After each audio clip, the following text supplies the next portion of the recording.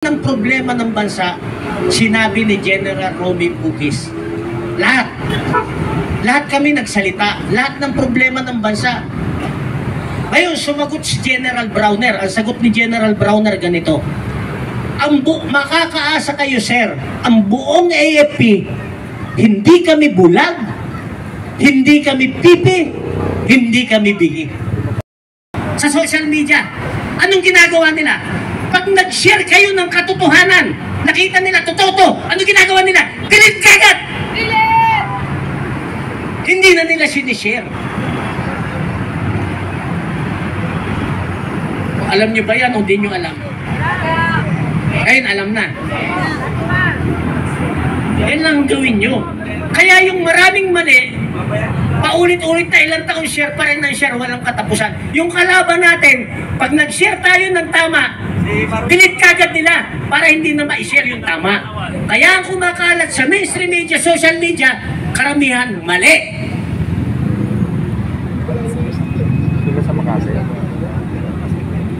Nakukuha niyo yung logic? Opo! So anong gagawin nyo ngayon dyan sa mga record nyo? Ngayon ang gagawin nyo, huwag mong gamitin yung account mo para i-share siya. Kasi alam na nila yung account mo eh. Ito, ano to eh. Markado na! Solid, ano to, dabawin nyo to eh. O, huwag mo i-share doon. Kung yung video mo, kumuha ka ng bata sa kalsada na may cellphone mo, pakishare mo ito. Ha? Huwag mong gagamitin account nyo. Kasi hindi yan ma-i-share. Nakuha nyo na. Kahit yung mga live nyo ngayon eh, tingnan nyo, ilan lang views niyan. Pero pag si Wamos, million views yun. Nakuha nyo yung logic sa social media. Okay, bago ako magtapos, discuss natin uli yung paano tayo mananalo. Alam ko yun ang gusto nyo mangyari. Yun ang gusto, paano manalo. Ulitin ko ang kapulisan, kasundaluhan, kakampi natin. Common knowledge naman ito. Sino lang ang grupo na nakikipaglaban, na kumakausap ng harapan sa pamunuan ng ating armed forces kay General Browner at sa mga 20 to 30 active generals from J1 to J10.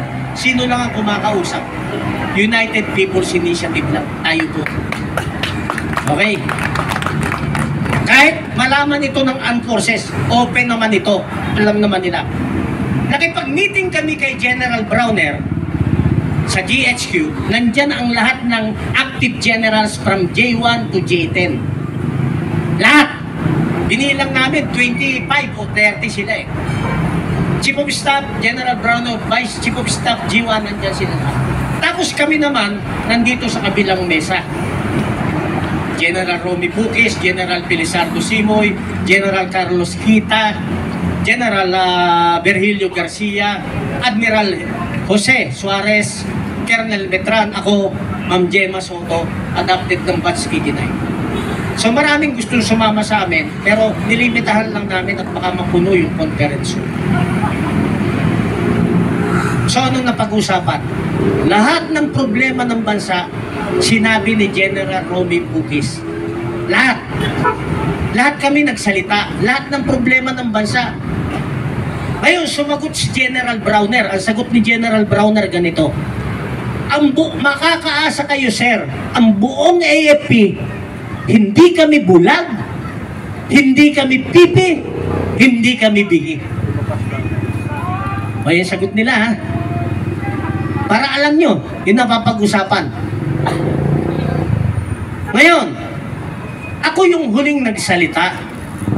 Ang sabi ko sa mga general, ay General Browner, sa lahat ng general active, wala na tayong maasahan sa executive branch. Tama. Tama. Lalong-lalong wala na tayong maasahan sa legislative branch, both lower and upper. Sinaid na nila ang kaban ng bayan. Ang judicial natin, wait and see. At alam natin yung iba sa kanila nasusulat. Ang nakakatakot, hindi lahat, pero yung ibang active general na bayaran na rin ni Romualdez. Sabi ko sa kanila, pag wala nang matakbuhan ang taong bayan, wala na talaga, wala ka nang matakbuhan, hindi siya kapupunta. Mag-aarmas na ang taong bayan para proteksyonan yung natitira nilang dignidad at yung natitira nilang nag-iisang buhay. Sumagot si General Browner, Kap, sana huwag naman mangyari yan. Sagot ko sa kanya, buti, sabi niya, baka sausawan ng ISIS o ng ibang forces, maging battleground tayo. Sagot ko sa kanya, General Browner, buti alam mo, sir. Yan ang naging pag-uusap namin. Ngayon, yung lumalabas sa social media, ang daming lumalabas. May kumausap raw sa mga active na hinihikayat silang mag-withdraw ng support sa Pangulo o sa gobyerno. Wala naman ganun kami na pag-usapan. Baka ibang grupo yun. Wala naman ganun. Ang sabi lang namin, sana, balik tanawan nila yung kanilang pinanumpaan. Anong pinanumpaan nila? Protect the people and uphold our Constitution. May nakalagay ba sa pinanumpaan nila na protect the President at yung mga korap? Wala! Okay. Meron tayong tinatawag sa military na hierarchy. Chain of command. Pakinggan nyo itong mabuti para maunawaan nyo. Ang sabi nila, kailangan proteksyonan nila yung duly instituted or duly na inupo sa pwesto. Proteksyonan nila. Yun ang karaniwan nilang sagot. Ang punto natin doon, kung hindi dinaya ng Smartmatic, ang nag-upo rin sa presidente, taong bayan. Ngayon, ang presidente, iniupo ng taong bayan. Ang nag-upo sa presidente, taong bayan. So dapat, ang sinusunod rin ng Armed Forces of the Philippines, taong bayan!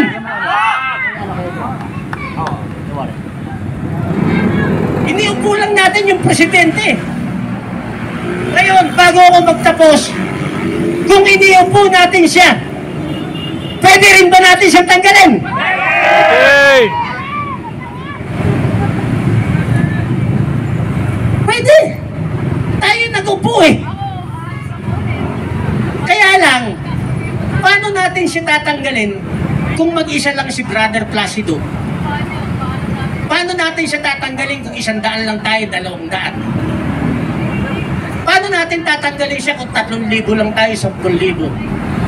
Ang kailangan makita ng international community, international, ibang bansa, na milyon ng taong bayan from Luzon, Visayas, Mindanao, walang magsasalita. 2 placard lang ang ilalabas. Tama na ang korupsyon.